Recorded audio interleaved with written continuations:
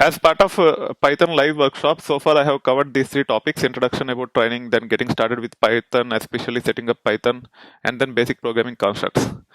To go further and follow next few live sessions, you don't need to have everything ready that is covered as part of setting up of Python. You just need to have access to the labs, and you should be able to uh, access the material to practice.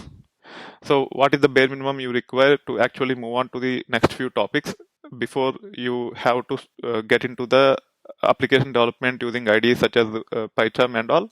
It is nothing but access to this website called as dslab.itversity.com. As of now, I directly logged in. Let me log out here. And you can see that it is asking you to sign in with Google. So you need to have Gmail account to use it.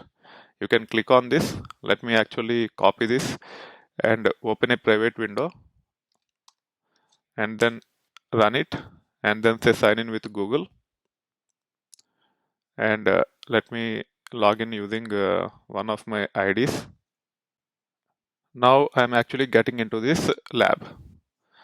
This is how it will look like. You have the kernels.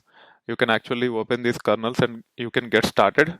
However, for those who are part of the live workshop, I will also add books here. There will be a folder called as Basics of Programming Using Python. In that folder, you will have all the content. For example, once I copy, it will look like this. I'm logging out of this account and I'm logging into some other account, which I typically use for demos. Now, if you see, there is a folder called as Basics of Programming Using Python. I will make sure that this content copied for you so that you can actually continue practicing. Once this is done, then you can actually start from basic programming constructs, and then you can actually continue along with the other live sessions which are scheduled in future. This is bare minimum you need to have. You need to have a Gmail account. Go to dslab.itversity.com, sign in with your Gmail account, and you are good to go.